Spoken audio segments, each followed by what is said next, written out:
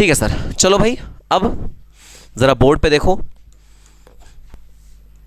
मैं तुम्हें एक एग्जाम्पल से समझाने वाला हूं कि ये जीएसटी क्या है, क्यों आया और इसका रेलेवेंस कहां से आ गया।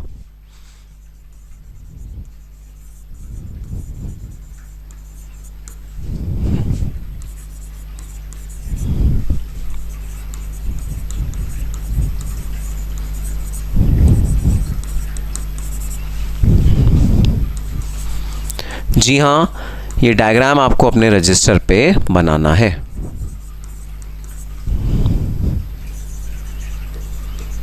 ये डायग्राम आपको बनाना है।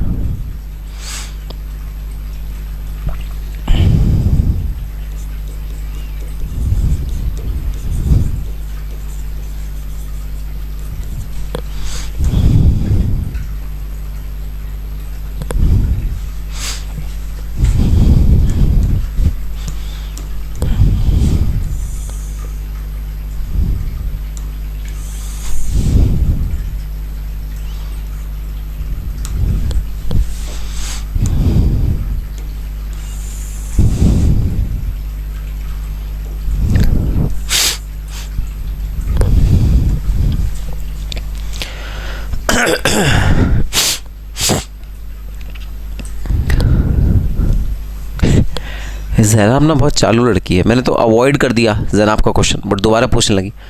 बताओ उसका आंसर ही आप लेते हो जीएसटी हमसे?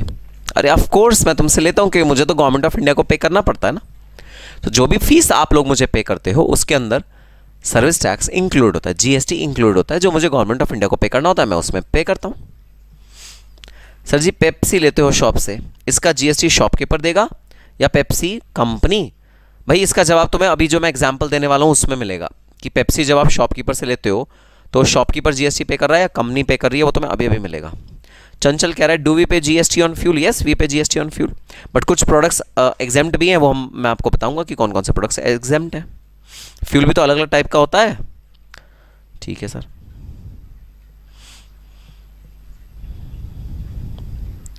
तो भाई डायग्राम बना लो ज़रा अपने रजिस्टर में।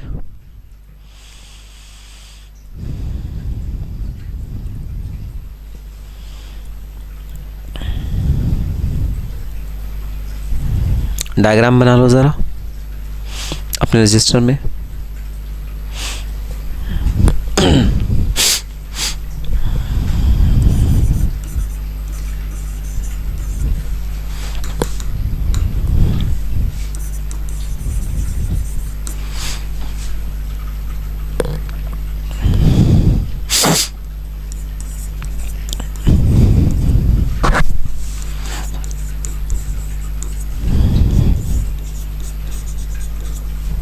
तो सबसे पहला जो एस्पेक्ट मैं आपसे डील करने वाला हूं जीएसटी को लेकर वो है भाई सर जीएसटी कब इंट्रोड्यूस हुआ था?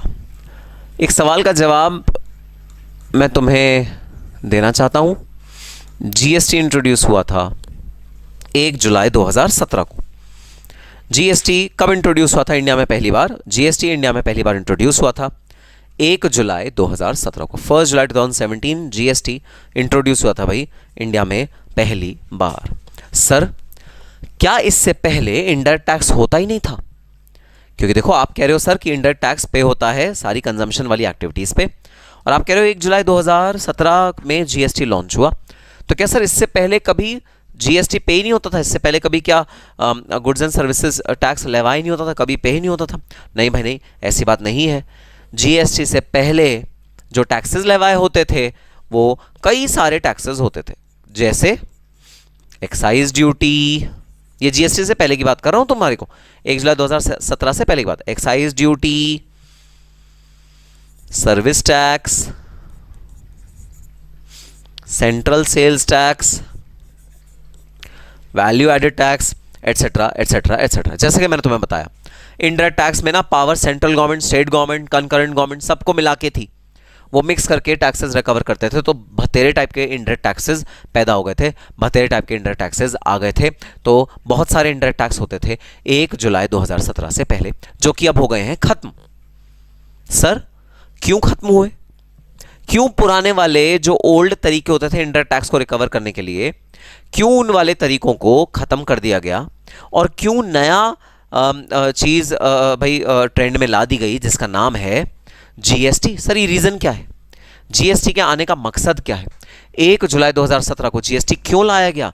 क्या रीजन है कि जीएसटी को इंट्रोड्यूस किया गया और पुराने वाले जो लॉज हैं उनको खत्म कर दिया गया, पुराने वाले इनडायरेक्ट टैक्सेस को खत्म कर दिया गया और नया इनडायरेक्ट टैक्स ले आए गए जीएसटी? सर इसका लॉजिक क्या है, जरा ये बता दो। तो आओ सबसे पहले समझते हैं जीएसटी का लॉजिक क्या है, क्या प्रॉब्लम्स थी जिनकी वजह से जीएसटी को लाया गया, कैसे वो प्रॉब्लम्स रिजॉल्व हुई, आओ देखते हैं। ठीक है, तो भाई जीएसटी से पहले मतलब 1 जुलाई 2017 से पहले जितने भी इनडायरेक्ट टैक्स के भाई सोर्सेज थे, मीडियम्स थे इनडायरेक्ट टैक्स को कलेक्ट करने के लिए, उसमें 2 प्रॉब्लम्स थी, 2 मेजर प्रॉब्लम्स थी।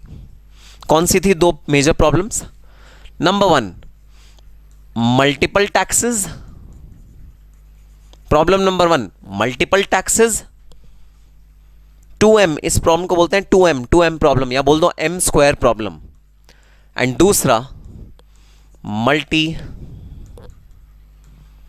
Point taxes. पुराना वाला जो रेजीम था जीएसटी से पहले वाला, कि जीएसटी आया 1 जुलाई 2017 को, सर ये तो अभी है कुछ ही साल पहले। जीएसटी जो आया उससे पहले क्या सर इंडायरेक्ट टैक्स होता ही नहीं था? अरे भाई होता था, अलग अलग फॉर्म में होता था। सर उनमें क्या दिक्कत थी जो उन्हें खत्म कर दिया गया और अब सिर्फ और सिर्फ जीएसटी ला दिया गया? उनमें 2 दिक्कतें थी। दिक्कत नंबर 1 मल्टीपल टैक्सेस, दिक्कत नंबर 2 मल्टी पॉइंट टैक्सेस, इन्हें बोलते हैं 2M प्रॉब्लम। इस प्रॉब्लम की वजह से पुराने वाले टैक्स को क्रॉस कर दिया गया और नए वाले इंडायरेक्ट टैक्स को ले आया गया। कब लाया गया? 1 जुलाई 2017 में। लेकिन इनकम टैक्स, हमारा प्यारा इनकम टैक्स, 1961 से आज तक सेम तरह से चल रहा है। अमेंडमेंट आती रही है, उसमें कोई मेजर चेंज नहीं आया। Income tax has been the same since 1961, जबकि जीएसटी आया है अभी अभी कुछ ही समय पहले 1 जुलाई 2017। पहले के टैक्सेस को रिपील कर दिया गया, खत्म कर दिया गया। ठीक है सर, बट क्रूड ऑयल पर तो नहीं लगता है। अरे नालायक चंचल, क्रूड ऑयल, पेट्रोल, डीजल, ये सब चीज़ों का हम सेपरेटली डिस्कशन करेंगे डिटेल में। सर इतने सारे टैक्सेस हैं इससे पहले, तो इससे ही क्यों लेकर आए? इसमें और प्रीवियस फंड्स में क्या डिफरेंस है? जनाब जो है इम्पेशेंट लड़की है। अरे मैं उसी पे तो आ रहा हूँ नालायक, रुको तो सही, मुझे थोड़ा टाइम तो दो, तभी तो मैं तुम्हें समझाऊंगा प्रीवियस में और इसमें क्या डिफरेंस है। Mission of one nation one tax to avoid confusion. Anuraj ने देखो एक बहुत अच्छी बात कही, 1 नेशन 1 टैक्स का नारा दिया गया जीएसटी को लाते हुए और कन्फ्यूजन को अवॉइड किया गया। चलो और डीप डाइव करते हैं 2M प्रॉब्लम में। 2M प्रॉब्लम क्या थी, इस पर डीप डाइव करते हैं, देखते हैं क्या दिक्कत थी पुराने वाले रेजीम में जो नए वाले रेजीम से सॉल्व हुई, जो नए वाले रेजीम में दिक्कत को रिजॉल्व किया गया। आओ देखते हैं। मिस्टर ए ने 1 लाख रुपए के गुड्स किसको बेचे? होलसेलर को बेचे, मिस्टर बी को बेचे 1 लाख रुपए के गुड्स। अब 1 लाख रुपए के गुड्स में इन्होंने सबसे पहले तो एक्साइज ड्यूटी लगाई। सपोज एक्साइज ड्यूटी का रेट है 10%, तो 10,000 रुपए की एक्साइज ड्यूटी लगाई। एक्साइज ड्यूटी का क्या रेट है? एक्साइज ड्यूटी का रेट है 10%। तो एक्साइज ड्यूटी कितना निकल के आया? एक्साइज ड्यूटी निकल के आया 10,000 रुपये। फिर इस वाले अमाउंट पे लगेगा सेंट्रल सेल्स टैक्स। समझना ज़रा, एक्साइज ड्यूटी होती है मैन्युफैक्चरिंग पे, जब आप कोई चीज़ मैन्युफैक्चर करते हो उस पर एक्साइज ड्यूटी देते हो। और सेल्स टैक्स कब लगता है? सेल्स टैक्स लगता है तब जब आप इसको बेचते हो। तो ये हो गया 1,10,000 रुपये। और सपोज जो सेंट्रल सेल्स टैक्स है वो लग रहा है 2% के रेट पे। सेंट्रल सेल्स टैक्स कितने परसेंट के रेट पे लग रहा है? 2% के रेट पे।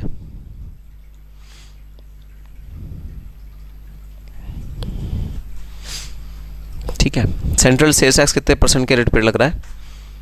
2% के रेट पे। ये सिर्फ एग्जाम्पल है भाई, ठीक है, ये कोई रेट्स कोई फाइनल नहीं है, मैंने ऐसे हाइपोथेटिकल एग्जाम्पल लिया है। ओके ओके सर, तो भाई 2% के रेट पे लगेगा, तो 1,10,000 का 2% हमारा सेंट्रल सेल्स टैक्स लगेगा। ये लगेगा 2,200 रुपीज़। तो हमारा नेट नेट जो हमारा इनवॉइस बनेगा वो कितने रुपए का बनेगा? 1,12,200, 1,12,200 का टोटल इनवॉइस बनेगा। बताओ जरा, यहां तक बात समझ में आई? हाँ जी सर, यहां तक बात समझ में आई। तो मिस्टर ए मिस्टर बी को जब ये माल बेचेगा जो 1 लाख जिसकी वर्थ थी, मिस्टर बी पेमेंट कितनी करेगा मिस्टर ए को? मिस्टर बी पेमेंट करेगा मिस्टर ए को 1,12,200। इंटर स्टेट सेल हो रही है, मतलब गुजरात से दिल्ली माल जा रहा है, इसे बोलते हैं inter state sale. Inter state sale के केस में एक्साइज ड्यूटी लेवाई करी जाती है, sorry central sales tax levy करा जाता है। एक्साइज ड्यूटी तब लेवाई करी जाती है जो बंदा मैन्युफैक्चर कर रहा होता है गुड को, वो पर्सन पे करता है एक्साइज ड्यूटी। एक्साइज ड्यूटी वो पर्सन पे करता है जो पर्सन मैन्युफैक्चर कर रहा है, और जो पर्सन सेल कर रहा है, जो कि सेम पर्सन हमारे केस में अगर वो इंटर स्टेट सेल कर रहा है तो वहाँ उस केस में लगता है CST, सेंट्रल सेल्स टैक्स। तो सेंट्रल सेल्स टैक्स हमने ऐड करा 2200, तो हमारा टोटल प्राइस आ गया 1,12,200। अभी 1,12,200 पे मिस्टर बी के पास ये वाला सामान गया, तो मिस्टर बी की जो कॉस्ट आई वो कितनी आई? मिस्टर बी की जो कॉस्ट आई वो आई 1,12,200। मिस्टर बी की जो कॉस्ट आई वो कितनी आई? 1,12,200। अब इस वाली कॉस्ट पे मिस्टर बी ने कुछ खर्चे इनकर किए भाई। मिस्टर बी ने प्रॉब्ली इसकी पैकिंग करवाई, ठीक है, पैकिंग वैकिंग करवाई, थोड़ी सी अपनी कमीशन भी ऐड करी, क्योंकि कमीशन के बेसिस पे तो ये होलसेलर है ना, कमीशन के बेसिस पे तो काम करते हैं होलसेलर, रिटेलर, ये सारे लोग। तो इन्होंने अपनी थोड़ी सी कमीशन ऐड करवाई, कुछ खर्चे अपने ऐड करे, और वो खर्चों का सपोज अमाउंट था 1,10,000 रुपये। एक्सपेंसेस जो मिस्टर बी ने इनकर करे, खर्चे जो मिस्टर बी ने इनकर करे, इंक्लूडिंग प्रॉफिट, कुछ प्रॉफिट मार्जिन भी तो रखेगा ना भाई मिस्टर बी। मिस्टर बी यहाँ कोई फ्री की सेवा करने थोड़ी आया है, माल को इधर से उधर करने थोड़ी आया है, अपने कुछ प्रॉफिट भी रखेगा, एक्सपेंसेस भी रखेगा, थोड़ी सी कॉस्ट अपनी तरफ से वो ऐड ऑन करेगा एग्जिस्टिंग कॉस्ट को। और अब भाई नई कॉस्ट आ गई 1,22,200, 1,22,200 आ गई नई कॉस्ट 1,22,200। अब सपोज इस पे लगेगा भाई वैट, वैल्यू एडेड टैक्स। क्यों लगेगा इस पे वैट? क्योंकि सर मिस्टर बी बेच रहा है रिटेलर मिस्टर सी को, मिस्टर बी भी दिल्ली में, मिस्टर सी भी दिल्ली में, मजे आ गए, दोनों सेम स्टेट में। यहां लगेगा भाई D VAT, Delhi value added tax. यहां क्या लगेगा? यहां लगेगा डी वैट। डी वैट क्या? Delhi value added tax. तो मिस्टर बी मिस्टर सी को जब बेचेगा तो लगेगा दिल्ली वैल्यू एडेड टैक्स। भाई कैलकुलेशन को इजी रखने के लिए इसको 10% ले लेते हैं, ठीक है, इसका 10% ले लेते हैं। 1,22,200, इसका 10%, 1,22,200 मल्टीप्लाइड बाय 10%, ये आ गया 12,220, 12,220।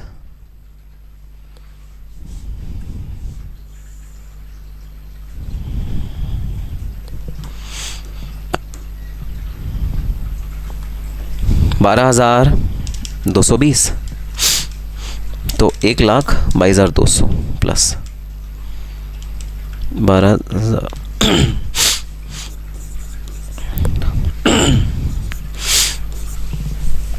1,34,420। ये कितना आ गया भाई? 1,34,420, 1,34,420।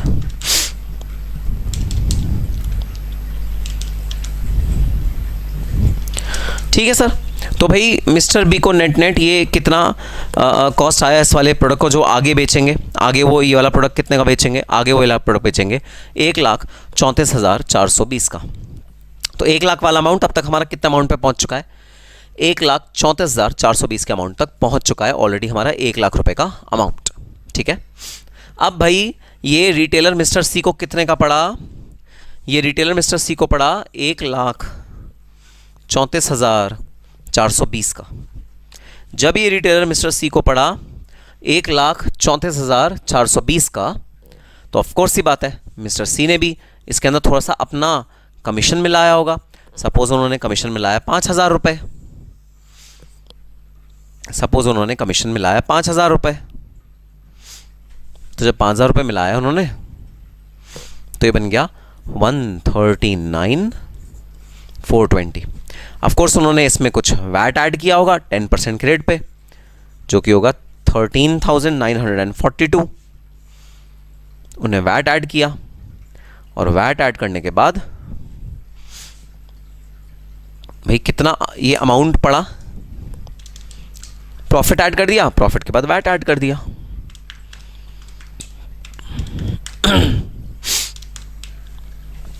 वन 153,362 तो अल्टीमेटली मेरे कंज्यूमर को ये वाला प्रोडक्ट कितने रुपए का पड़ा?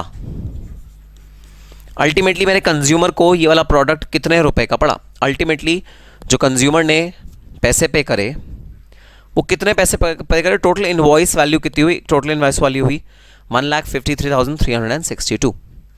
टोटल इनवॉइस की वैल्यू कितनी हुई? 1,53,362। अब जरा चैट बॉक्स में मुझे लिख के बता दो, जरा चैट बॉक्स में मुझे लिख के बता दो 1,53,362 में से प्रोडक्ट जो एक्चुअली आपका प्रोडक्ट है, चाहे वो पैकिंग का खर्चा जो इन्होंने इनकर किया है वो हो या इनके प्रॉफिट्स हो, कुछ भी हो, आपका जो प्रोडक्ट की कॉस्ट है वो कितनी है, जो टैक्सेस आपने गवर्नमेंट ऑफ इंडिया को पे करा है वो कितना है? मुझे इस दोनों का बाइफिकेशन बता दो। जो टैक्सेस आपने गवर्नमेंट ऑफ इंडिया को पे करे हैं वो कितने हैं, और जो इस प्रोडक्ट में वैल्यू एडिशन हुआ है, जो इस प्रोडक्ट में भाई प्रोडक्ट का आपको वैल्यू मिला है वो कितना है, कैलकुलेट करके ज़रा बता दो।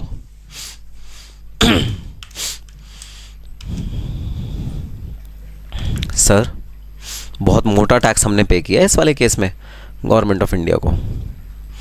कैलकुलेशन से पहले हम आपको बता सकते हैं काफ़ी ज़्यादा टैक्स पे हुआ है गवर्नमेंट ऑफ इंडिया को इस वाली पूरी की पूरी ट्रांजैक्शन पे। भाई जो टैक्स गवर्नमेंट ऑफ इंडिया को पे हुआ है इस पूरी की पूरी ट्रांजैक्शन पे वो है 36,382।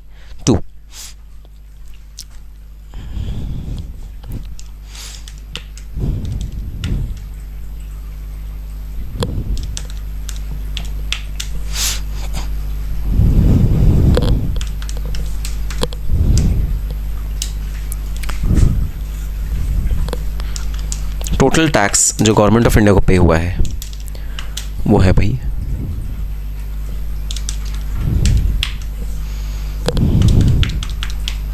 38,362। टोटल टैक्स जो गवर्नमेंट ऑफ इंडिया को पे हुआ है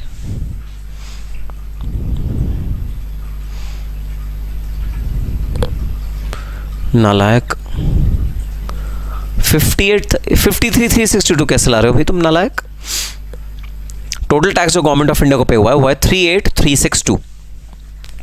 गवर्नमेंट ऑफ इंडिया को टोटल टैक्स कितना पे हुआ है? 38,362। बिल्कुल 38,362 जो टैक्स पे किया गवर्नमेंट ऑफ इंडिया को 38,362।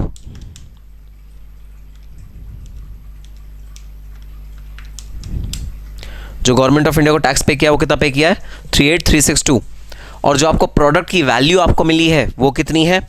वो है भाई प्रोडक्ट की वैल्यू है 1,15,000 रुपये। जो प्रोडक्ट की आपको वैल्यू मिली है, जनाब कॉस्ट गलत बोल रही, जो आपको प्रोडक्ट की वैल्यू मिली है वो है 1,15,000 रुपये। कैसे? 1,00,000 रुपये तो प्रोडक्ट की कॉस्ट, उसमें कुछ वैल्यू एडिशन किया मिस्टर बी ने कुछ वैल्यू एडिशन किया उसके अंदर। अगर उसने अपनी कमीशन भी रखी है तो भी भाई उसने ज़रूर कोई सर्विसेज प्रोवाइड करी है तभी तो कमीशन रखी है। वो ट्रांसपोर्ट कर रहा है मैन्युफैक्चरर से रिटेलर पर ये वाला गुड, तो उसने उसका अपना मेहनताना रखा है, तो ये भी तो वैल्यू एडिशन है उस गुड का ही तो आपको बेनिफिट मिला। ट्रांसपोर्टेशन की कॉस्ट है 10,000 plus 5,000, 1,15,000 is the value of the product which you are receiving and you are paying a tax of 38,382। आपने टैक्स पे किया और 1,15,000 आपने प्रोडक्ट की वैल्यू रिसीव करी।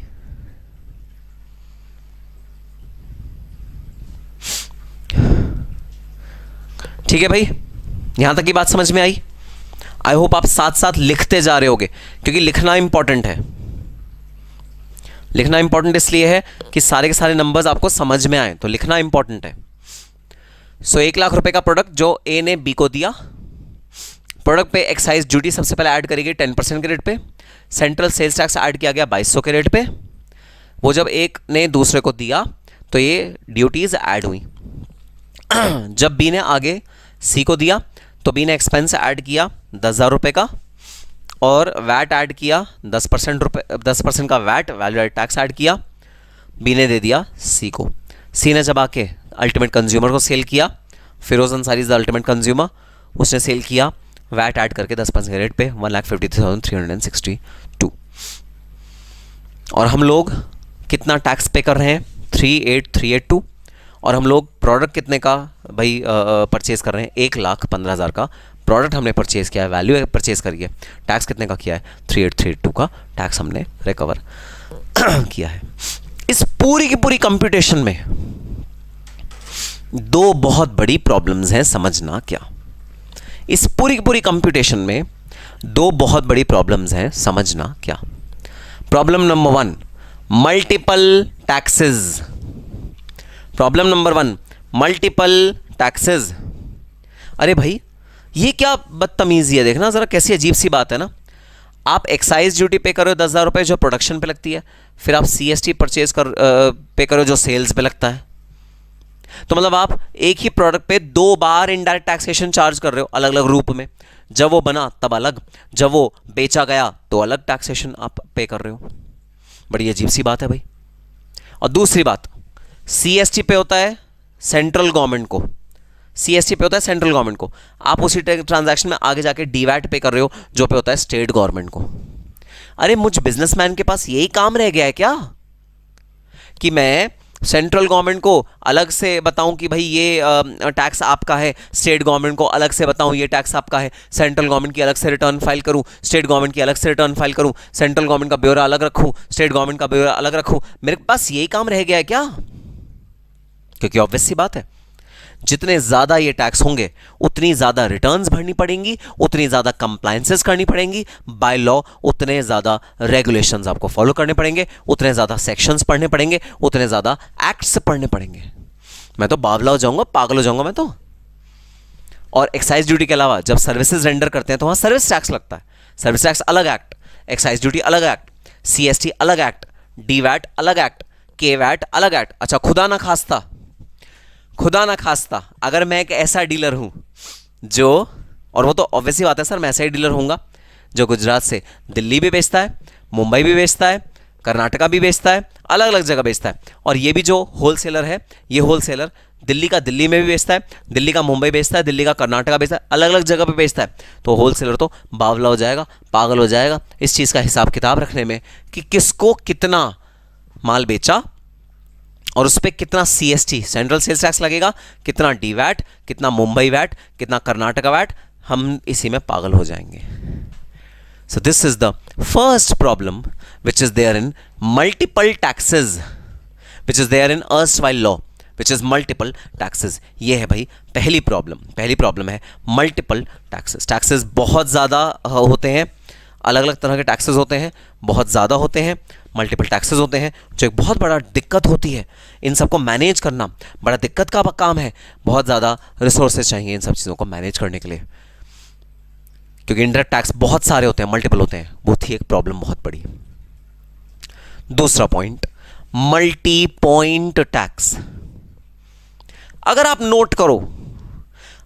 नोट करो बड़ी एक आपको कमाल की बात बताता हूं। क्या है वो कमाल की बात? साक्षी कह रही है सर आप जब पढ़ते थे तो आपने तो सारे अलग अलग पढ़े होंगे। हाँ भाई हाँ साक्षी, बिल्कुल। हम जब पढ़ते थे, जब मैंने इंडायरेक्ट टैक्स पढ़ा था अपने टीचर्स से, तो मैंने सारे के सारे एक्ट पढ़े थे। आप तो एक ही एक्ट पढ़ोगे ना, जैसे आप तो सिर्फ GST पढ़ोगे। मैंने जब पढ़ा था मैंने एक्साइज ड्यूटी अलग पढ़ा था, सर्विस टैक्स अलग पढ़ा था, सेल्स टैक्स, वैट के जो भी प्रोविजंस थे वो अलग अलग पढ़े थे। तो हमने अलग अलग पढ़े थे। अब GST आप एक कंसोलिडेटेड पढ़ोगे तो ये तो बहुत बड़ा बेनिफिट है आप लोगों के लिए। ठीक है। दूसरा प्रॉब्लम, मल्टी पॉइंट टैक्स। सुनना ये प्रॉब्लम क्या है, मल्टी पॉइंट टैक्स। देखना मैं तुम्हें गजब की बात दिखाता हूं, तुम्हारा दिल खुश हो जाएगा वो बात देख के कि क्या नाइंसाफी हो रही है कंज्यूमर के साथ, क्या नाइंसाफी हो रही है बेचारे फिरोज के साथ। बेचारे फिरोज को क्या शोषण का सामना करना पड़ रहा है, कितना गलत हो रहा है फिरोज के साथ। सुनना, 1 लाख रुपए का सामान, सबसे पहले तो लगाई गई एक्साइज ड्यूटी, फिर लगाया गया central sales tax, same 1 lakh रुपए पे। यहां आ जाओ, 1 लाख रुपए इंक्लूडेड है इस वाले अमाउंट पे।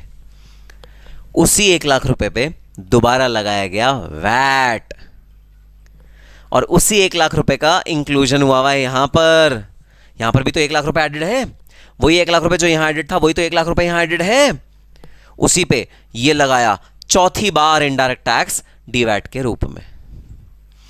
तो बेचारे 1 लाख रुपए पे 4 बार इनडायरेक्ट टैक्स लगा, बेचारे 1 लाख रुपए पे।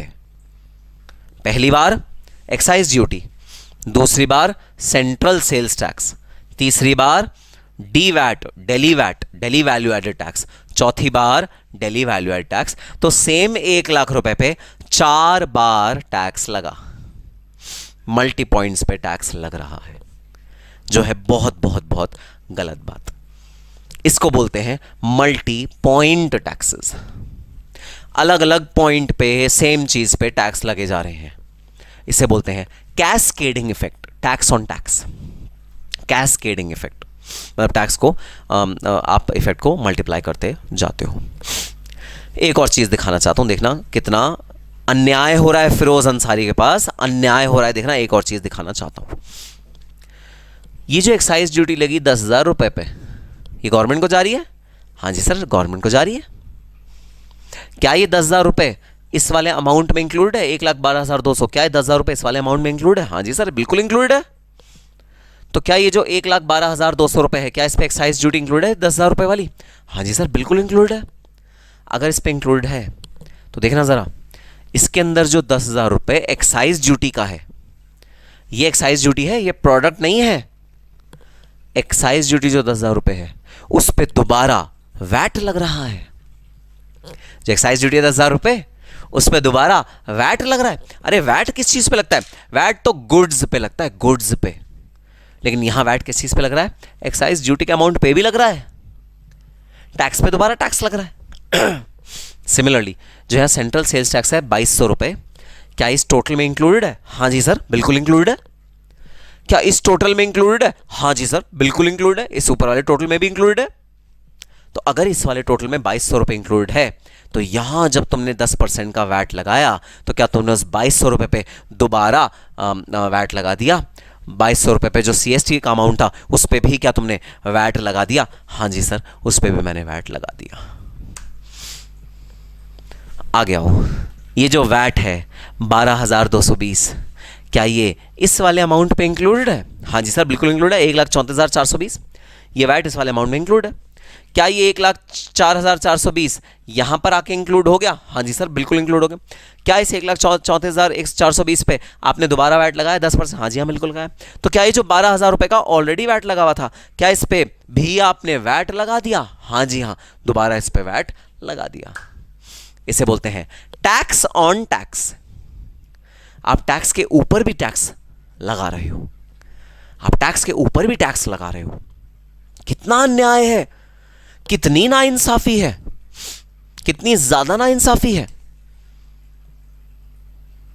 यह है रीजन जिसकी वजह से पुराने वाले टैक्सेस में थी बहुत बड़ी प्रॉब्लम। पुराने वाले टैक्सेस की वजह से बिजनेसमैन सफर करते थे, पूरी इंडस्ट्री सफर करती थी, हर कोई सफर करता था। हाँ, मिथुन का एक बड़ा अच्छा सवाल है भाई। मिथुन क्या पूछा है? मिथुन पूछ रहा है सर फिर तो गवर्नमेंट का बहुत बड़ा नुकसान हुआ होगा जीएसटी आने के बाद। जी हाँ, गवर्नमेंट का बहुत बड़ा नुकसान हुआ है जीएसटी आने के बाद। क्यों? क्योंकि जीएसटी आने के बाद जो टैक्सेस हैं वो रिड्यूस हो गए। लेकिन एक फायदा भी हुआ है गवर्नमेंट का जीएसटी आने के बाद। फायदा ये हुआ है ज्यादा लोग टैक्स की कवरेज में आ गए, क्योंकि जीएसटी के जो लॉ हैं वो इस तरह बनाए गए कि इनवॉइस होना मैंडेटरी है, कि जो लोग पहले इनडायरेक्ट टैक्सेस पे नहीं करते थे वो भी अब टैक्स के अंडर कवर हो गए।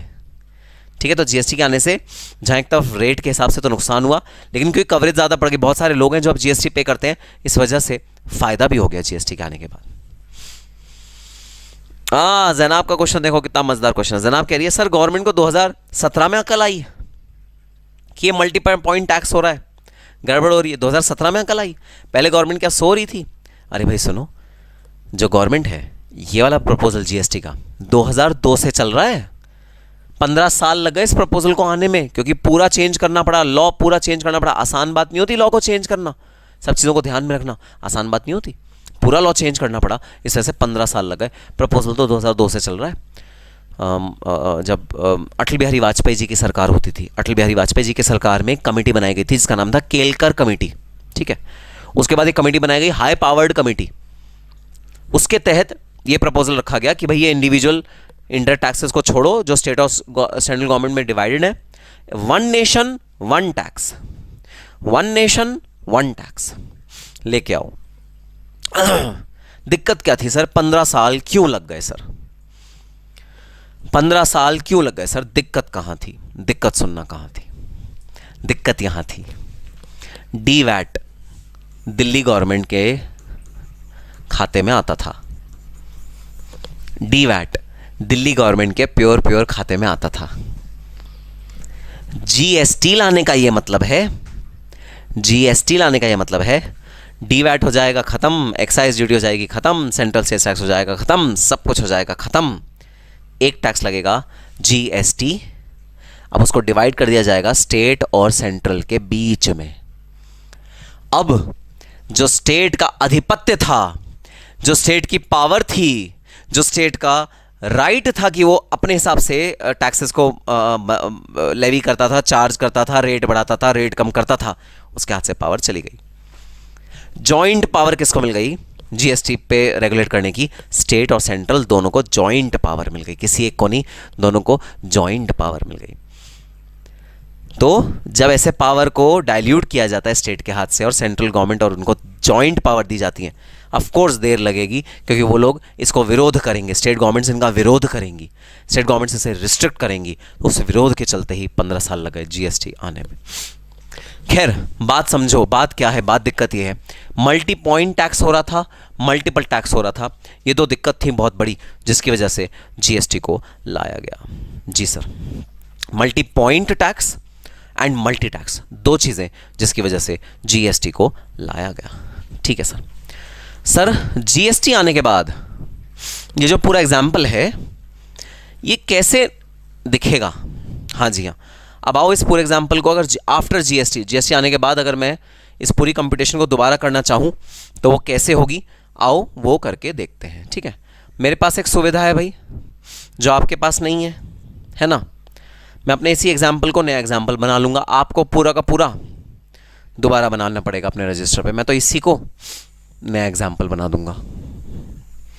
ये सुविधा सिर्फ मेरे पास है, ये सुविधा भाई आपके पास तो नहीं है। I am very very sorry. ये मैंने अपने सेम एग्जाम्पल को बना दिया नया एग्जाम्पल, और मैं यहाँ लिखूंगा पोस्ट जीएसटी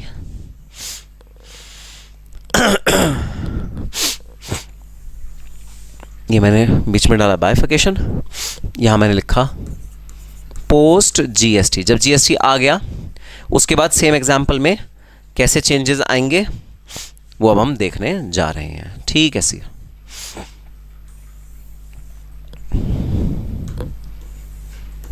ठीक है। जीएसटी आने के बाद ये एग्जाम्पल कैसे चेंज हो जाएगा, आओ अब वो देखते हैं।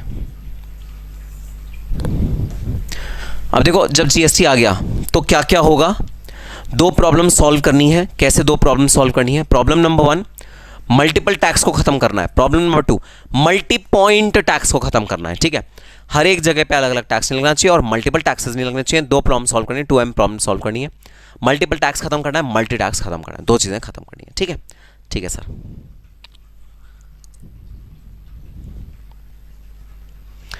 तो रितेश कह रहा है कि सर जब ये जीएसटी आई थी तो ज्यादातर बिजनेसमैन खुश नहीं थे, ऐसा क्यों?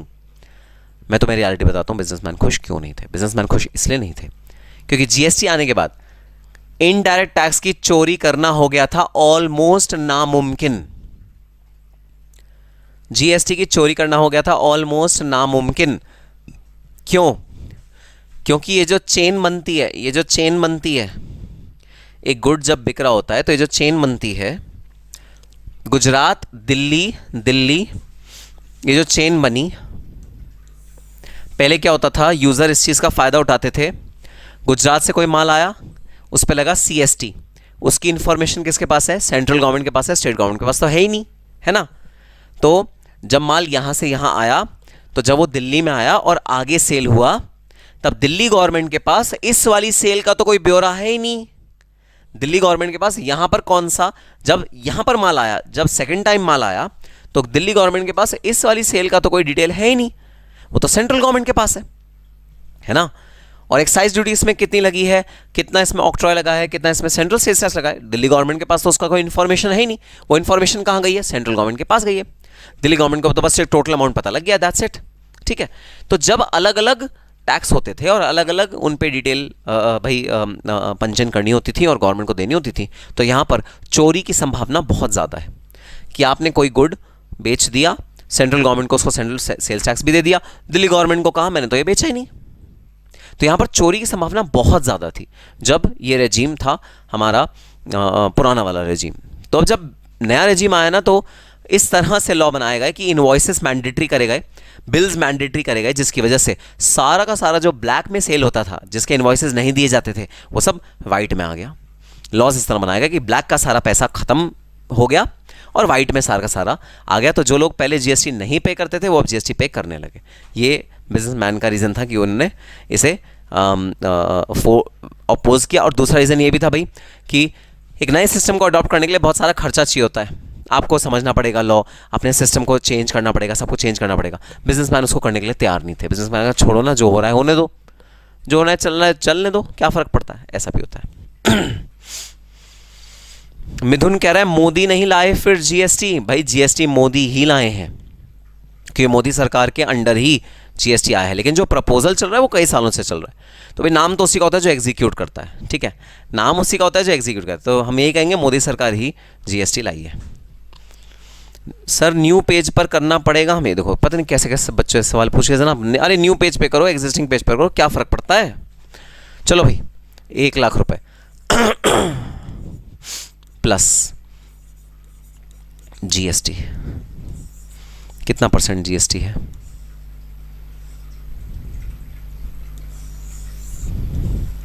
जीएसटी है भाई 10%, तो जीएसटी है 10,000 रुपये। जीएसटी कितना है 10,000 रुपये, ठीक है। तो इस गुड की टोटल वैल्यू कितनी आ गई, 1,10,000 रुपये। यहाँ पर ये गुड की कॉस्ट आ गई 1,10,000 रुपये। इस पे ऐड किया गया एक्सपेंसेस कितने रुपए के, 10,000 रुपये के, ठीक है। इसने कुछ अपने वैल्यू एडिशन किया 10,000 रुपये का। तो भाई टोटल खर्चा कितना आ गया, 1,20,000 रुपये। सपोज इस स्टेज पे भी जो जीएसटी है वो कितना है, 10% के हिसाब से है। तो जीएसटी स्टेज पे कितना लगा, जीएसटी स्टेज पे लगा 12,000 रुपये। जीएसटी लगा 12,000 रुपये। देखो ज़रा जीएसटी कितना लगा इस स्टेज पे, 12,000 रुपये।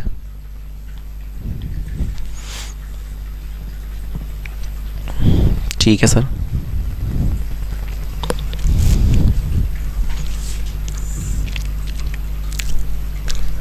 टोटल कितना आ गया,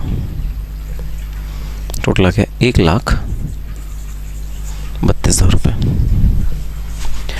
1,32,000 रुपये यहाँ पर गया, यहाँ 5,000 रुपये का वैल्यू एडिशन हुआ, 5,000 रुपये का वैल्यू एडिशन हुआ प्लस एक्सपेंसेस, तो कितना आ गया 1,37,000 रुपीज़। और 1,37,000 रुपीज़ पे जीएसटी ऐड करा गया एट द रेट ऑफ 10%, कितना आ गया 13,700। जीएसटी कितना आ गया 13,700। और अगर जीएसटी आ गया 13,700 तो भाई टोटल अमाउंट कितना आ गया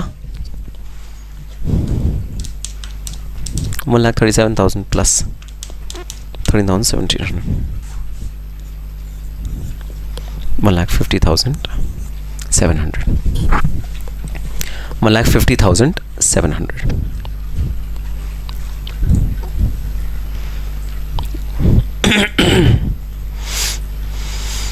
$1,50,700।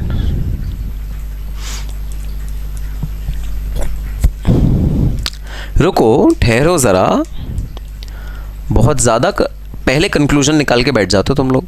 सर यहाँ भी तो डबल टाइम लग रहा है जीएसटी। ठहरो ज़रा, रुको 1 मिनट।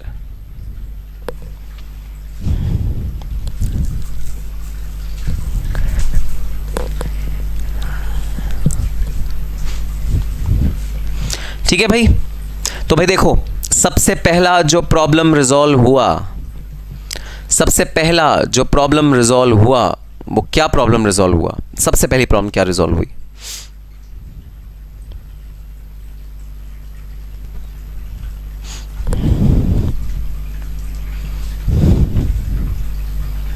सबसे पहली प्रॉब्लम रिजॉल्व हुई sir, one tax. This is a situation of one tax. अच्छा, एक फिगर को जरा चेंज करना।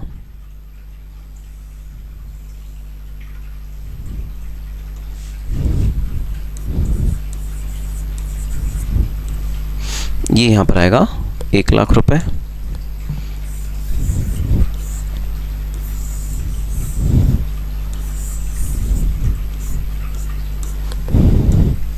प्लस 10,000, 1,10,000 रुपए,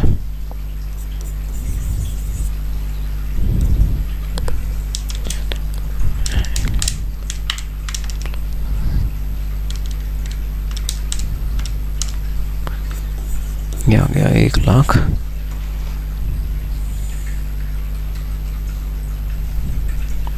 21,000 रुपए। यहाँ पर आया 1,10,000, 1,15,000, GST at the rate of 11,500,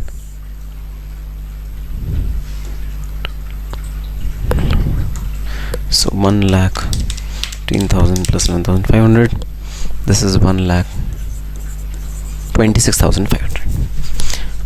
figures को ज़रा रिवाइज करके लिखना। सर यहाँ भी तो जीएसटी बार बार हो रहा है, इसमें भी तो आप बार बार जीएसटी लगा रहे हो। सर कैसे प्रॉब्लम सॉल्व हुई? अभी बताता हूँ कैसे प्रॉब्लम सॉल्व हुई। प्रॉब्लम कैसे सॉल्व हुई बताता हूँ। एक बार पहले कंप्यूटेशन अपने रजिस्टर में नोट डाउन कर लो।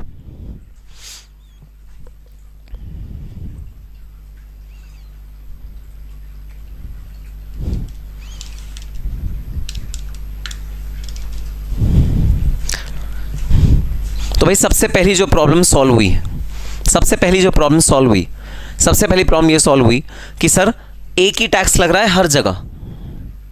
कोई सेंट्रल सेल्स टैक्स नहीं, कोई एक्साइज ड्यूटी नहीं, कोई इनडायरेक्ट टैक्स और नहीं लग रहा, सिर्फ एक टैक्स लग रहा है हर जगह, जीएसटी जीएसटी जीएसटी। तीनों जगह रेट भी बिल्कुल सेम है। जीएसटी का रेट 10%, 10%, 10%। जीएसटी एक टैक्स लग रहा है, और ये जो एक टैक्स लग रहा है ये ऑफकोर्स सी बात है सर, जिस भी गवर्नमेंट को जाएगा एक ही रूप में जाएगा, अलग अलग रूपों में नहीं जाएगा। तो सबसे पहली जो प्रॉब्लम सॉल्व हुई वो सॉल्व हुई कि सर हमारा जो मल्टीपल टैक्स का प्रॉब्लम था वो यहां पर सॉल्व हो गया। हमने कहा था ना मल्टीपल टैक्स का प्रॉब्लम है, वो यहां पर सॉल्व हो गया। जीएसटी के आने से मल्टीपल टैक्सेस लेवाई नहीं हो रहे, सिर्फ एक चीज लेवाई हो रही है। वो क्या लेवाई हो रही है? जीएसटी। सिर्फ एक टैक्स लेवाई होगा, जीएसटी। मल्टीपल टैक्सेस यहां पर लेवाए नहीं होंगे, तो एक प्रॉब्लम हो गई सॉल्व। दूसरी प्रॉब्लम है भाई multi point tax. Multi point tax से क्या मतलब था? मल्टी पॉइंट टैक्स से मतलब था भाई आपका जो टैक्स है ये 1 लाख रुपए पे टैक्स है ना, ये 1 लाख रुपए पे टैक्स है ना। 10,000 आप यहाँ 1,10,000 इंक्लूड कर रहे हो, है ना। फिर ये 1,10,000 आप यहाँ पर जो 1 लाख है वो आपने यहाँ 1 लाख दोबारा लिखा, यहाँ जो 1 लाख है वो आपने यहाँ 1 लाख दोबारा लिखा, और इस 1 लाख पे आपने 11,000 रुपये दोबारा टैक्स पे किया। ये हमारी दिक्कत थी कि 1 लाख रुपए पे 3 बार टैक्स पे हो रहा है। 1 लाख रुपए पे 3 बार टैक्स पे हो रहा है। टैक्स एक बार नहीं हो रहा, 3 बार टैक्स हो रहा है। किस पे? 1 लाख रुपए पे। तो भाई इस प्रॉब्लम का रेजोल्यूशन जीएसटी रेजिम में इनकम टैक्स एक्ट ने क्या कहा, जीएसटी एक्ट ने क्या कहा जीएसटी रेजिम में? भाई जो मिस्टर ए हैं, ठीक है, मिस्टर ए से स्टार्ट करते हैं, ठीक है। मिस्टर ए को जो जीएसटी गवर्नमेंट ऑफ इंडिया को पे करना है वो पे करना है GST payable is equal to 10,000 rupees. तो मिस्टर ए का जो जीएसटी पेबल है वो है 10,000 रुपीज। मिस्टर ए को कितना जीएसटी पे करना है गवर्नमेंट ऑफ इंडिया को? 10,000 रुपीज का जीएसटी पे करना है गवर्नमेंट ऑफ इंडिया को। अब बात आई मिस्टर बी की, तो सवाल ये उठता है मिस्टर बी को जीएसटी कितना पे करना है गवर्नमेंट ऑफ इंडिया को? 11,000 पे करना है गवर्नमेंट ऑफ इंडिया को। लेकिन तुम्हारा ये पॉइंट है सर 11,000 में ना 1 लाख ऑलरेडी इंक्लूडेड है, जहां पर मैं जीएसटी ऑलरेडी पे करवा चुका हूं मिस्टर ए से, जहां मैं जीएसटी ऑलरेडी पे करवा चुका हूं मिस्टर ए से। इस 11,000 में 1 लाख रुपए पे 10% मतलब 10,000 रुपए ऑलरेडी इंक्लूड है, जो हमें किस पे करा चुका हूं, किसको पे करा चुका हूं मैं जीएसटी? मिस्टर ए को ऑलरेडी जीएसटी पे करा चुका हूं। तो गवर्नमेंट ऑफ इंडिया ने बोला जीएसटी रेजिम में आपका जो जीएसटी की लायबिलिटी बनती है, आपको जो जीएसटी पे करना है गवर्नमेंट ऑफ इंडिया को, वो पे करना है 11,000 रुपए माइनस 10,000 रुपए विच इज 1,000 रुपए 1,000 रुपीज। आपको जो गवर्नमेंट को पे करना है वो कितना पे करना है? 11,000 रुपए minus 10,000 rupees which is 1,000 rupees. तो 1 लाख रुपए पे जो आप ऑलरेडी गवर्नमेंट को पैसा पे कर चुके हैं, मिस्टर ए ऑलरेडी जीएसटी पे कर चुके हैं, उस पर दोबारा जीएसटी पे नहीं होगा। बस ये जो वैल्यू एडिशन वाली आइटम है ना, जो मिस्टर बी ने कुछ फालतू काम करवाया है इस वाले प्रोडक्ट में, इसका 10% आपको गवर्नमेंट ऑफ इंडिया को पे करना होगा in the GST regime. GST regime के अंदर आपको जो एडिशनल टैक्स है सिर्फ और सिर्फ वो वाला टैक्स पे करना पड़ता है। तो मिस्टर बी को कितना टैक्स पे करना पड़ा? 1,000 रुपए टैक्स पे करना पड़ा मिस्टर बी को। तो इससे मेरी दूसरी प्रॉब्लम सॉल्व हुई। कौन सी दूसरी प्रॉब्लम? Multi point tax. मुझे मल्टीपल पॉइंट्स पे टैक्स नहीं पे करना पड़ रहा, मल्टी पॉइंट टैक्स, मेरी दूसरी प्रॉब्लम सॉल्व हुई। अच्छा, अब तुम लोग सोच के बता दो जरा, मिस्टर सी को जो गवर्नमेंट ऑफ इंडिया को जीएसटी पे करना है, मिस्टर सी को जो गवर्नमेंट ऑफ इंडिया को जीएसटी पे करना है, वो कितने अमाउंट पे करना है? कितना अमाउंट का पे करना है? तो GST payable is equal to, Mister C के केस में सर जो जीएसटी की इनकी लायबिलिटी बनी वो है 11,500। जीएसटी की जो लायबिलिटी बनी वो कितनी बनी? 11,500। 11,500 जीएसटी की लायबिलिटी बनी मिस्टर सी की। लेकिन क्या इन्हें 11,500 पे करना है? Answer is no. इनको 11,500 पे नहीं करना, इनको पे करना है 11,500 minus 11,000 which is 500 rupees only. Mister C को कितना टैक्स पे करना है? मिस्टर सी को टैक्स पे करना है 11,500 माइनस 11,000। सर ये 11,000 कहां से आया? ये आया भाई जो भाई मिस्टर बी ने जीएसटी पे कर दिया था गवर्नमेंट ऑफ इंडिया को, इनवॉइस में ऐड किया था और मिस्टर सी को सी से रिकवर किया था। तो मिस्टर सी को जो जीएसटी पे करना है गवर्नमेंट ऑफ इंडिया को, वो कितना पे करना है? 11,500 minus 11,000 which is only 500 rupees. पता है इसे डायरेक्टली भी निकाल सकते थे। ये जो 500 है इसी का तो 10% है 500 रुपए। 5,000 का 10% 500 रुपए। जितना मिस्टर सी ने कंट्रीब्यूट किया इस वाले प्रोडक्ट पे, उतने पे जीएसटी लेवाए हो रहा है। जो अमाउंट पे जीएसटी ऑलरेडी लेवाए हो चुका है, 1,10,000 पे जीएसटी ऑलरेडी लेवाए हो चुका है। यहां 1 लाख, यहां 10,000 ऑलरेडी जीएसटी लेवाए हो चुका है। 1 लाख कहां? 1 लाख पहले वाली विंग में, 10,000 दूसरे वाले विंग में ऑलरेडी पे। उस पे जीएसटी नहीं पे करना मिस्टर सी को, जीएसटी नहीं पे करना मिस्टर सी को। मिस्टर सी को जीएसटी कितने अमाउंट पे करना है? सिर्फ और सिर्फ 500 रुपए पे।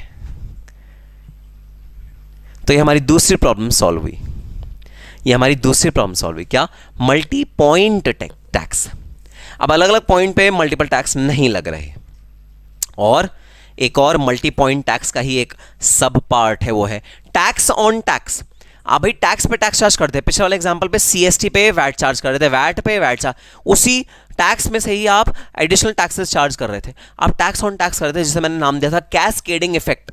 यहां पर कैस्केडिंग इफेक्ट को भी खत्म कर दिया गया, कंप्यूटेशन मैकेनिज्म को चेंज करा गया। एक बात गौर करना जरा, यहां पर मेरे पहले वाले एग्जाम्पल में भाई जो अमाउंट यहां आता था वही यहां आता था। ये दोनों अमाउंट सेम होते थे। मेरे पहले वाले एग्जाम्पल में जो अमाउंट यहां आता था वही अमाउंट यहां आता था। मेरे पहले वाले एग्जाम्पल में अमाउंट बिल्कुल सेम होते थे। और दूसरे वाले एग्जाम्पल में देखना जरा, जो अमाउंट यहां आया वो यहां नहीं आया, सेम नहीं है। यहां है 1,10,000 रुपए, और यहां जब मैं कॉस्ट कैलकुलेट कर रहा हूं कि मिस्टर बी को कितना जीएसटी पे करना पड़ेगा, तो वो सिर्फ 1,00,000 रुपए का कर रहा हूं, 1,10,000 का नहीं कर रहा कॉस्ट कैलकुलेट। फर्क है यहां का अमाउंट और यहां का अमाउंट। तो अब मैं क्या कर रहा हूं, मैं जो 10,000 जीएसटी है उसको माइनस करके यहां पर लिख रहा हूं, यहां पर सिर्फ ये 1,00,000 रुपए की वैल्यू लिख रहा हूं, और अब जो जीएसटी का अमाउंट कैलकुलेट होगा वो सिर्फ 1,00,000 रुपए पे होगा, वो 10,000 पे नहीं होगा। टैक्स ऑन टैक्स नहीं चार्ज किया जाएगा। ये मल्टीपल टैक्स का ही सेकंड पॉइंट था, कैस्केडिंग इफेक्ट, जो गड़बड़ हो रही थी पिछले वाले रेजिम में। तो नेट अगर बोलूं तो 3 प्रॉब्लम सॉल्व हुई जीएसटी लाने के बाद, 3 प्रॉब्लम सॉल्व हुई।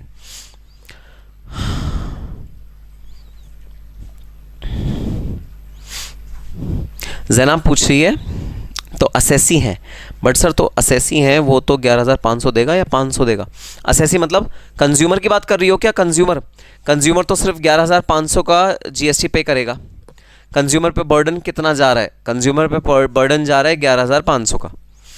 कंज्यूमर पे कितना बर्डन जा रहा है जीएसटी का? 11,500 का। और वो बर्डन क्या है? अरे वो बर्डन इन तीनों का ही तो टोटल है, 10,000, 1,000 और 500। 10,000 पे किया मिस्टर ए ने, 1,000 पे किया मिस्टर बी ने, 500 पे किया मिस्टर सी ने। इन दिनों का टोटल हम ऑब्वियसली जो कंज्यूमर है उसी पे तो डालेंगे, फिरोज पे तो डालेंगे। फिरोज को पे करना पड़ रहा है 11,500 रुपये का जीएसटी। सर मिस्टर बी को 1,00,000 समझ आया कॉस्ट, बट मिस्टर सी को 1,10,000 कॉस्ट क्यों? मिस्टर सी को 1,10,000 कॉस्ट इसलिए लिया गया क्योंकि 1,00,000 तो प्रोडक्ट की कॉस्ट थी, उस पे मिस्टर बी ने 10,000 रुपये का कुछ एडिशनल खर्चा किया था, तो टोटल कॉस्ट हो गई 1,10,000। तो मिस्टर सी को जो प्रोडक्ट का वैल्यू मिला वो 1,10,000 का मिला, इसलिए 1,10,000। मिस्टर सी का 1,10,000 is equal to 1,00,000 original product की कॉस्ट प्लस मिस्टर बी ने इस पर कुछ खर्चा किया था, इस वजह से मिस्टर सी का जो बेस अमाउंट है वो 1,10,000 है। ये क्वेश्चन पूछा है सुयश ने, नहीं अनुराज ने पूछा है क्वेश्चन। शॉपकीपर, अच्छा शॉपकीपर जो है उसे सिर्फ 500 रुपए का जीएसटी पे करना पड़ेगा। मिस्टर सी को, रिटेलर ना मिस्टर सी, 500 रुपए का जीएसटी पे करना पड़ेगा। होलसेलर को 1,000 रुपए का जीएसटी पे करना पड़ेगा, और मैन्युफैक्चरर को 10,000 रुपए का जीएसटी पे करना पड़ेगा। ये हैं तीनों जीएसटी। हाँ मैं समझ गया जी, बिल्कुल। तो जो भी जीएसटी पे करेगा वो ये पे करेगा, 11,500 माइनस 11,500 रुपए का जीएसटी पे करेगा। पुराने वाले रेजिम में क्या होता था, सीएसटी वाले रेजिम में क्या होता था? सीएसटी में या फिर इनडायरेक्ट टैक्स जो पहले वाला होता था उसमें मिस्टर बी को 12,220 का टैक्स पे करना पड़ता था, और सी को 13,000 का टैक्स पे करना पड़ता था, और ए को 10,000 प्लस 2,200 का टैक्स पे करना पड़ता था। चलो भाई अब कैलकुलेट करके बता दो ज़रा, कैलकुलेट करके बता दो ज़रा। इस केस में टोटल इनडायरेक्ट टैक्स कितना है? कैलकुलेट करके बता दो ज़रा। इस केस में टोटल इनडायरेक्ट टैक्स कितना है? चैट बॉक्स में आपके जवाब का रहेगा मुझे इंतजार। बता दो ज़रा, इस केस में टोटल जो इनडायरेक्ट टैक्स का रेशो है वो कितना है? इस वाले केस में टोटल इनडायरेक्ट टैक्स का मुझे रेशो बता दो। टोटल कितना इनडायरेक्ट टैक्स इस वाले केस में आप लेवाई कर रहे हो?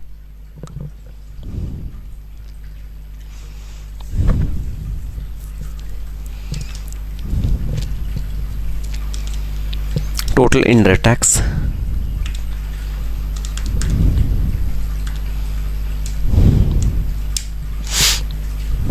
सर इस वाले केस में टोटल इनडायरेक्ट टैक्स लग रहा है 11,500, और प्रोडक्ट का प्राइस, प्रोडक्ट प्राइस तो भाई वही 1,15,000। प्रोडक्ट का प्राइस कितना? 1,15,000 है ना। मतलब सभी मिडिलमैन चेन वाइज अपनी जीएसटी पे कर रहे हैं और उसका बर्डन लास्ट में कंज्यूमर पर डाल रहे हैं। बिल्कुल रितेश ने बिल्कुल सही एनालाइज किया, सब अपना जीएसटी पे कर रहे हैं और लास्ट में जो बर्डन है वो अल्टीमेट कंज्यूमर पे डाला जा रहा है। बिल्कुल सही है, यही है इनडायरेक्ट टैक्स, यही है इनडायरेक्ट टैक्स। ये सार है इनडायरेक्ट टैक्स का कि भाई सारे लोग टैक्स पे करेंगे और अल्टीमेट बर्डन कंज्यूमर पे डालेंगे, यही सार है। Very good answer, 11,500। और कॉस्ट कितनी आई? प्रोडक्ट की कॉस्ट कितनी आई? 1,15,000। कंपेयर करो, कंपेयर 11,500 वर्सेस 38,000। इस वाले रेजिम में 11,500 का जीएसटी इंडायरेक्ट टैक्स पे हो रहा है, पुराने वाले रेजिम में 38,322 रुपए का इंडायरेक्ट टैक्स पे होता था। ये है बेनिफिट ऑफ जीएसटी। अब सुनना एक और बात, सुनना, जीएसटी जो कलेक्ट कर रहा है, जो काउंसिल है उसे बोलते हैं जीएसटी काउंसिल, वो एक ही है। मिस्टर ए से भी वही कलेक्ट कर रही है, बी से भी वही कलेक्ट कर रही है, सी से भी वही कलेक्ट कर रही है, तो जो जीएसटी काउंसिल है वो एक है तीनों के केस में। ऊपर थे फर्क। तो अब यहां शाणपति नहीं कर सकता मिस्टर बी। मिस्टर बी ये नहीं कह सकता कि अरे मिस्टर ए से मैंने तो कुछ और मटेरियल खरीदा, मिस्टर सी को कुछ और बेचा। अब नहीं वो गड़बड़ी हो सकती, अब नहीं हो सकता मजाक, लॉ का मजाक नहीं बनाया जा सकता। अब कैश में सेल्स नहीं हो सकती, क्योंकि अब तो ये भी सेम पर्सन के अंडर है, ये भी सेम पर्सन के अंडर है, ये भी सेम पर्सन के अंडर है। अब घपलेबाजी नहीं हो सकती। पहले तीनों अलग अलग के अंडर थे, इस वजह से घपलेबाजी हो जाती। कोई चीज़ गायब कर दो, कोई चीज़ मत डिस्क्लोज करो, स्टेट गवर्नमेंट को मत डिस्क्लोज करो, सेंट्रल को डिस्क्लोज कर दो, स्टेट को मत डिस्क्लोज करो। अब नहीं हो सकता ऐसा। अब तो चेन बन गई ना, चेन, एक ने दूसरे को दिया, दूसरे ने तीसरे को दिया, तीसरे ने चौथे को दिया, चेन बन गई। गवर्नमेंट ऑफ इंडिया अगर चेन में से कोई भी एलिमेंट मिसिंग होगा, गवर्नमेंट ऑफ इंडिया पकड़ लेगी दूसरे आदमी को। फॉर एग्जाम्पल मिस्टर ए ने कहा मैंने 1 लाख रुपए का सेल करा है, मिस्टर बी ने कहा मैंने 80,000 रुपए का परचेज करा है। फटाफट पकड़ाई में आएगा, फटाफट। तुमने अगर सेल 1 लाख रुपए का खरीदा तो सुनो मिस्टर बी, तुम्हारा परचेज भी 1 लाख का ही होना चाहिए, 80,000 नहीं हो सकता। फटाफट पकड़ाई में आएगा, इमीडिएटली पकड़ाई में आएगा। जबकि पुराने वाले रेजिम में तुमने सेंट्रल गवर्नमेंट को कहा कि मैंने जो सेल्स करी हैं वो 1 लाख रुपए की करी हैं, तुमने परचेज जो स्टेट गवर्नमेंट को दिखाया वो 80,000 दिखाया। अब स्टेट गवर्नमेंट के पास कोई प्रूफ नहीं है, कोई एविडेंस नहीं है कि वो कंफर्म कर सके कि हाँ मिस्टर ए ने जो सेल्स करी थी वो 1 लाख की ही करी थी। कोई प्रूफ नहीं है। मिस्टर बी ने नकली इनवॉइस बनवा लिया, मिस्टर ए ने तो 1 लाख की सेल करी थी, मिस्टर बी ने दिखाया 80,000 का, मिस्टर बी ने नकली इनवॉइस बना लिया, स्टेट गवर्नमेंट को दे दिया, दिल्ली स्टेट को दे दिया। ठीक है, अब दिल्ली स्टेट गवर्नमेंट के पास कोई प्रीवियस उसका लिंक नहीं है कि लिंक करके बता दे कि नहीं भाई नहीं, मिस्टर ए ने तो 1 लाख का सामान बेचा है। लिंकिंग पॉसिबल हो गई जीएसटी के केस में, और हर चीज हो गई एकदम ट्रांसपेरेंट, हर चीज हो गई एकदम ट्रांसपेरेंट। तो भाई शिवम गुप्ता का क्वेश्चन है, आईटीसी क्लेम में भी तो फ्रॉड होता है। अब सुनो, शिवम ने एक वर्ड यूज किया है जिसका मैं तुम्हें रेलेवेंस बताता हूं, मीनिंग बता देता हूं। ये वर्ड इंपॉर्टेंट है क्योंकि ये वर्ड हम बहुत ज्यादा यूज करेंगे। पहले इसका मतलब समझना, ये क्या वर्ड होता है वो चीज समझना। वर्ड है ITC। ITC, ITC का क्या मतलब? Indirect tax credit. Indirect tax credit, जो टैक्स आप इनडायरेक्ट ऑलरेडी पे कर चुके हो उसका क्रेडिट या उसका बेनिफिट अगले यूजर को मिल जाए, इसे बोलते हैं इनपुट क्रेडिट। इनपुट क्रेडिट, जो इनपुट है वो आप उसका क्रेडिट ले रहे हो। अब मैं तुम्हें बताता हूं इनपुट क्रेडिट यहां पर कहां यूज हो रहा है। ठीक है, मिस्टर बी के केस में इनपुट क्रेडिट का अमाउंट है 10,000 रुपए। मिस्टर बी के केस में जो इनपुट क्रेडिट, इनडायरेक्ट टैक्स का जो इनपुट क्रेडिट मिल रहा है, जो अमाउंट मिस्टर बी को नहीं पे करना पड़ता इनडायरेक्ट टैक्स के रिस्पेक्ट में, वो है 10,000 रुपए। तो 10,000 रुपए is the ITC claim of mister B. Input credit, input मतलब जिस अमाउंट पे ऑलरेडी टैक्स पे हो चुका है बाय मिस्टर ए, उस पे मिस्टर बी को दोबारा टैक्स पे करने की जरूरत नहीं है, इसे बोलते हैं इनपुट क्रेडिट। 10,000 रुपए का हो जाएगा इनपुट क्रेडिट। मिस्टर बी को इस अमाउंट पे टैक्स पे करने की जरूरत नहीं है। And for mister see the input credit of indirect tax is, for Mr. C, the input credit of indirect tax is 11,000 rupees.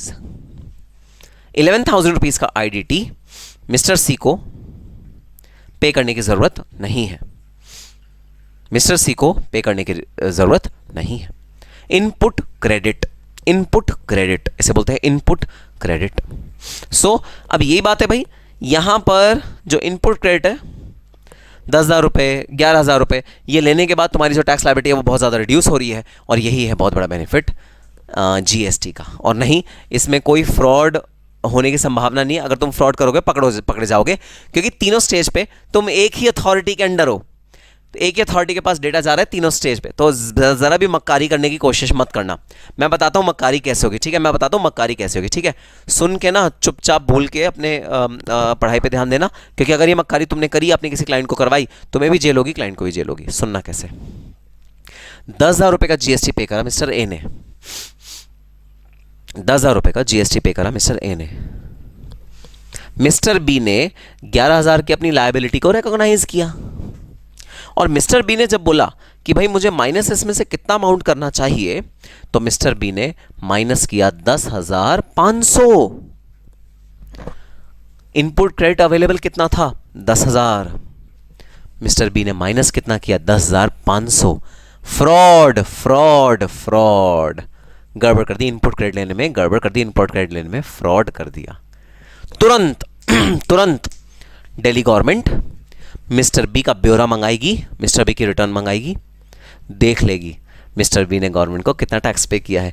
Mister B ने गवर्नमेंट को टैक्स पे किया है 10,000 रुपये, और मिस्टर ए ने गवर्नमेंट को कितना टैक्स पे किया है? मिस्टर ए ने गवर्नमेंट को टैक्स पे किया 10,000 रुपये, और फटाफट मिस्टर बी को पकड़ लिया जाएगा कि अरे मिस्टर बी सुनो, गवर्नमेंट को तो मिस्टर ए ने 10,000 रुपये पे किया है, तुम कह रहे हो 10,500 पे किया है, हम तुम्हारे को पकड़ते हैं, पेनल्टी लगाएंगे, इंटरेस्ट लगाएंगे, और तुम्हें अब जेल की चक्की पीसनी पड़ेगी, जेल में जाना पड़ेगा।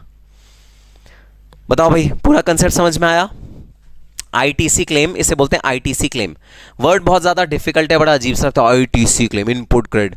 अरे मीनिंग तो बड़ा सिंपल सा है, जो भी अमाउंट माइनस होता है, जो प्रीवियस पर्सन का अमाउंट है, जो यहाँ पर इनडायरेक्ट टैक्स माइनस होता है, उसे बोलते हैं इनपुट क्रेडिट। तो यहाँ पर इनपुट क्रेडिट है 11,000 रुपये, यहाँ पर इनपुट क्रेडिट है यहाँ पर इनपुट क्रेडिट है 10,000 रुपये, तो मैंने धोखा किया, धोखा का 10,500 है, यहाँ पर है 10,000 रुपये, और यहाँ पर कितना है? यहाँ पर इनपुट क्रेडिट कुछ भी नहीं है, क्योंकि ये तो खुद मैन्युफैक्चर कर रहा है, किसी और से थोड़ी खरीद रहा है, ये तो खुद मैन्युफैक्चर कर रहा है। यहाँ इनपुट क्रेडिट कुछ भी नहीं है, जितना जीएसटी बना उसने बेचारे ने सारा का सारा एज पे कर दिया, क्योंकि मैन्युफैक्चर है, ये इनपुट क्रेडिट ले ही नहीं सकता, मैन्युफैक्चरर इनपुट क्रेडिट ले नहीं सकता। लेकिन हाँ, मैन्युफैक्चरर एक चीज़ का इनपुट क्रेडिट ले सकता है, वो है रॉ मटेरियल्स का। वो मैं आपको बाद में बताऊंगा कि वो कैसे सिस्टम वर्क करता है, अभी आप कन्फ्यूज हो जाओगे अगर मैंने आपको वो बता दिया, तो वो अभी भूल जाओ, ठीक है। तो यहाँ पर इनपुट क्रेडिट कुछ भी नहीं, यहाँ पर इनपुट क्रेडिट मिलेगा, यहाँ पर इनपुट क्रेडिट मिलेगा, नेट रिजल्ट ही होगा आपका डबल टैक्सेशन अवॉइड होगा, जो आप मल्टीपल टैक्सेशन पे कर रहे हो, मल्टी पॉइंट टैक्सेशन अवॉइड होगा, और कैस्केडिंग इफेक्ट ऑफ टैक्स खत्म हो जाएगा। 3 दिक्कतों का एक समाधान, 3 प्रॉब्लम का एक रामबाण इलाज, वो है जीएसटी। ओके सर, बात समझ में आ गई। जैनाब कह रही है आईटीसी सुनकर आईटीसी लिमिटेड याद आता है। चलो भाई, देख लेते हैं कि क्या प्रॉब्लम्स हैं, जीएसटी क्यों आया। Need for GST, need for GST है मल्टीपल पॉइंट टैक्स, अलग अलग पॉइंट पे टैक्स हो जाता है। Cascading effect of indirect tax, that is tax on tax. Cascading effect of tax also termed as tax on tax. This effect occurs when good is taxed at every stage of production. Such a good is tax till its finally sold to customers. तो जब हर एक point पे tax होता है उसे बोलते हैं multiple point tax, और ये जीएसटी ने रिमूव किया। मल्टीपल टैक्सेस जीएसटी आने के बाद सिर्फ एक टैक्स हो गया, वो है जीएसटी। पुराने सारे टैक्स हट गए, सर्विस टैक्स हट गया, एक्साइज हट गया, वैट हट गया, सीएसटी हट गया, सब हट गया। बट हाँ, कुछ प्रोडक्ट्स ऐसे हैं जिस पे फिलहाल सर्विस टैक्स, एक्साइज ड्यूटी लगता है। कुछ एक्सेप्शंस हैं ऐसे जिस पे अभी भी एक्साइज ड्यूटी लगता है, सर्विस टैक्स लगता है, जो कि मैं आपको आगे बताऊंगा। कुछ इक्का दुक्का, ज़्यादा नहीं, इक्का दुक्का प्रोडक्ट्स हैं जो अभी भी एक्साइज ड्यूटी के रेजिम में आते हैं, वो हम बाद में पढ़ेंगे, ठीक है। ये 3 लिस्ट हैं भाई, 3 लिस्ट हैं, union list, state list, concurrent list. अब आपका सवाल वापस खड़ा हो जाता है। आपने मुझसे पूछा था सर जीएसटी किस वाले लिस्ट में आता है, यूनियन लिस्ट, स्टेट लिस्ट या कंकरेंट लिस्ट, और मैंने आपको जवाब दिया था तीनों में ही नहीं आता जीएसटी। जीएसटी इन तीनों में ही नहीं आता। क्यों सर, इन तीनों में क्यों नहीं आता? भाई जीएसटी के लिए एक नया आर्टिकल इंट्रोड्यूस करा गया कॉन्स्टिट्यूशन में। ये जो ओरिजिनल आर्टिकल था ये था 246, ओरिजिनल आर्टिकल था 246। ये देखो, ये लिखा हुआ ओरिजिनल आर्टिकल था आर्टिकल 246। जीएसटी को बनाने के लिए स्पेशली एक नया आर्टिकल इंट्रोड्यूस किया गया। उस आर्टिकल का नाम था भाई 246A। क्यों सर, क्यों 246A क्यों? सर आपको इसको कंकरेंट लिस्ट में डाल देना चाहिए ना, कंकरेंट लिस्ट में डाल दो, क्योंकि आपने खुद ही बताया है जीएसटी लेवाए तो एक ही जगह होगा, एक ही पर्सन करेगा, बट वो स्प्लिट हो जाएगी उसकी अर्निंग स्टेट और सेंट्रल के बीच में, है ना। तो सर आप जीएसटी को कंकरेंट लिस्ट में डाल दो ना। नहीं, जीएसटी को कंकरेंट लिस्ट में नहीं डाल सकते। रीजन सुनो क्यों। कंकरेंट लिस्ट का मतलब होता है जहां पर आपसी सहमति नहीं बन पाती कि कौन टैक्स रिकवर करेगा। उस केस में या तो सेंट्रल रिकवर कर लेता है, स्टेट रिकवर कर लेता है, ठीक है। जबकि जीएसटी क्या है, जीएसटी में इन दोनों को अलग अलग लड़ाई झगड़े नहीं करने, इन दोनों को मिला के टैक्स को रिकवर करना है, इन दोनों को हाथ मिलाना है और टैक्स रिकवर करना है। जबकि इस केस में हाथ मिला के टैक्स रिकवर नहीं होता, लड़ाई झगड़ा करके टैक्स रिकवर होता है। जब दोनों आपस में लड़ते हैं कि किसका राइट है, तो एक बंदा जीतता है, एक बंदा हारता है। कंकरेंट लिस्ट में दोनों में से कोई एक बंदे को राइट मिलता है लड़ाई झगड़ा करके। जबकि जीएसटी किसी एक बंदे का हक नहीं है, स्टेट और सेंट्रल दोनों गवर्नमेंट का हक है, और दोनों ने हाथ मिलाकर चलना है जीएसटी में। इसलिए जीएसटी ना यूनियन लिस्ट में है, ना स्टेट लिस्ट में है, ना कंकरेंट लिस्ट में है। कि कंकरेंट लिस्ट का मतलब है लड़ाई झगड़ा होगा और किसी एक की जीत होगी, जबकि जीएसटी का मतलब है लड़ाई झगड़ा नहीं होगा, दोनों की जीत होगी, विन विन सिचुएशन है। जो भी जीएसटी कलेक्ट होगा वो दोनों में स्प्लिट हो जाएगा। इस वजह से जीएसटी कंकरेंट लिस्ट में नहीं आता। जीएसटी आता है 246A, एक अलग आर्टिकल इंट्रोड्यूस किया गया अंडर द कॉन्स्टिट्यूशन, ठीक है। ये कुछ एग्जांपल्स हैं भाई, जहां पर जो रेलेवेंट लेजिस्लेचर है उसने जहां पर राइट दिया यूनियन लिस्ट को, स्टेट लिस्ट को अपने अपने आइटम को लिस्ट करने का बिफोर जीएसटी केम इन। ये कुछ लिस्ट का डेफिनेशन वो एग्जांपल्स जो आप पढ़ सकते हो। और क्या बेनिफिट हुआ भाई जीएसटी के आने से? कंप्लायंस बर्डन रिड्यूस हो गया। कंप्लायंस बर्डन क्या होता है भाई? कंप्लायंस बर्डन होता है प्रोसीजर,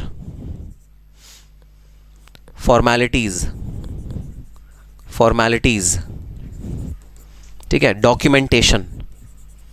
कंप्लायंस का क्या मतलब है? जो फॉर्मेलिटीज होती हैं, जो डॉक्यूमेंटेशन होता है, जो प्रोसीजर फॉलो करना पड़ता है, वो पहले कितने, जैसे मैंने अपने पहले वाले एग्जांपल में लिया था भाई, आपको 3 लॉ पढ़ने पड़ेंगे, 3 एक्ट पढ़ने पड़ेंगे, central sales tax act, excise act, VAT act, 3 act पढ़ने पड़ेंगे। जीएसटी आने के बाद आपको सिर्फ एक एक्ट पढ़ना है, वो है जीएसटी, एक लॉ। कंप्लायंस भी आधी 1/3 रह जाती है, आपकी नॉलेज भी सिर्फ आपको एक ही उसकी रखनी है। So there was multiplicity of rates, law and procedure, this cost heavy compliance burden, वो रिमूव हो गई जीएसटी के आने के बाद। जीएसटी के आने के बाद सिर्फ एक ही लॉ आपको फॉलो करना है। पार्शियलिटी, तो भाई अब एक पार्शियलिटी होने लगी थी। हाँ, ये बड़ा मज़ेदार पॉइंट है, मैं आपको बताता हूँ मज़ेदार पॉइंट क्या है। इसके अंदर देखना मज़ेदार पॉइंट क्या है, सुनना ज़रा मज़ेदार पॉइंट क्या है, ठीक है। टैक्स की यहाँ पर हम लोग कुछ प्लानिंग कर सकते हैं। सपोज मैन्युफैक्चरर गुजरात में, होलसेलर दिल्ली में, रिटेलर दिल्ली में, ठीक है। मैन्युफैक्चरर गुजरात में है, होलसेलर दिल्ली में है, रिटेलर दिल्ली में है। अब भाई दिल्ली में जो रेट लगता है जीएसटी का, वो रेट लगता है 10%। हमने यहां पर लिखा है 10%, ठीक है। मिस्टर बी को पता है जो रेट जीएसटी का राजस्थान में लगेगा, क्योंकि स्टेट गवर्नमेंट का अलग रेट है ना, स्टेट गवर्नमेंट का हर एक का अलग अलग रेट है। तो अभी हम जीएसटी की बात नहीं कर रहे, जीएसटी की बात नहीं कर रहे, वैट की बात कर रहे हैं, वैट की बात कर रहे हैं भाई, वैट की। तो वैट जो दिल्ली में लगता है वो 10% के हिसाब से लगता है, ठीक है। मिस्टर बी को पता है कि राजस्थान का जो वैट है वो 8% के हिसाब से लगता है। मिस्टर बी को पता है कि जो राजस्थान का वैट है वो 8% के हिसाब से लगता है। तो मिस्टर बी क्या करेंगे? मिस्टर बी अपनी जो ऑर्गेनाइजेशन है उसे दिल्ली से उठा के राजस्थान मूव कर देंगे, क्योंकि राजस्थान में जो वैट है वो कम है तो जो कॉस्ट होगी वो कम हो जाएगी। तो जानबूझ के मिस्टर बी जो वैट जहां पर सस्ते हैं वहां पर अपनी इंडस्ट्री को लोकेट करा देते हैं। और यही हुआ। जितने भी मैन्युफैक्चरर्स थे, जितने भी रिटेलर्स, होलसेलर्स थे, उन्होंने अपने ऑर्गेनाइजेशन, अपने ऑक्यूपेशन कहां पर एस्टैब्लिश करे? उन स्टेट्स में एस्टैब्लिश करे जहां पर वैट, जो स्टेट लेवल का वैट होता है, वो कम रेट का था। तो पार्शियलिटी आ गई। अगर भाई तुम राजस्थान में बिजनेस करोगे 8% का टैक्स देना है, अगर तुम दिल्ली में बिजनेस करोगे 10% का टैक्स देना है, अगर तुम मुंबई में बिजनेस करोगे 12% का टैक्स देना है। पार्शियलिटी आ गई।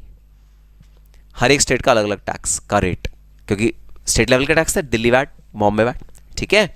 तो जो तीसरे बेनिफिट मिला हमको, वो तीसरा बेनिफिट ये मिला कि जो पार्शियलिटी थी वो रिमूव हो गई जीएसटी के आने से।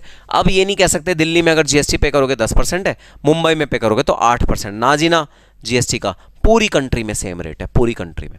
सो partiality is removed. Industries choice of locating factories और warehouse was heavily influenced by prevailing tax rates.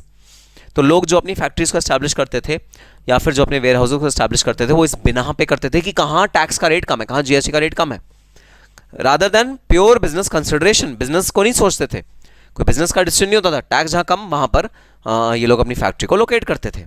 ठीक है, this made industry uncompetitive. Industry uncompetitive हो जाती थी।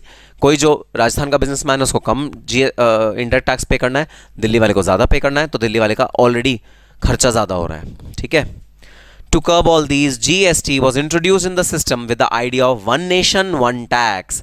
तो जीएसटी को इंट्रोड्यूस करा गया। आइडिया क्या था? अनुराज ने ऑलरेडी आइडिया बता दिया है। अनुराज का आइडिया था भाई one nation one tax. Various indirect tax levied by central state government were subsumed. Subsumed का मतलब होता है combined, were subsumed into one tax called GST. सारा का सारा टैक्स एक्यूमुलेट कर दिया गया एक टैक्स में जिसका नाम है जीएसटी। सो यस, ये था भाई बेसिक्स ऑफ जीएसटी। ये जो मैंने आपको कंप्यूटेशन करके दिखाया ये आपके दिमाग में बहुत अच्छे से फिट डेफिनेटली होना चाहिए, समझ में आना चाहिए। कुछ भी प्रॉब्लम है मेरे से पूछो। वो जो 3 प्रॉब्लम्स मैंने आपको बताई, 2 मेन प्रॉब्लम्स और तीसरी जो दूसरी वाली की सब्सिडी छोटी बहन है, तीनों प्रॉब्लम सॉल्व हुई जीएसटी के आने के बाद। और कैसे 2017 से पहले तीनों प्रॉब्लम थी, अब वो रिजॉल्व हो गई जीएसटी के आने के बाद, वो हमने आज की क्लास में डिस्कस किया। तो जी हाँ, थ्योरेटिकली आज हमने पूरी सारी चीज़ें डिस्कस करी कि कैसे कैसे जीएसटी का एडवेंट हुआ, क्यों जीएसटी आया, किस रीज़न की वजह से आया, ये सारी की सारी चीज़ें आज हमने डिस्कस करी। तो ठीक है भाई, नालायक रितेश, अरे आज आरुष भट्ट का है, भूख तो सबसे पहले आरुष भट्ट को लगती है। आरुष भट्ट का है आज? Aarush Bhatt, are you there in the class?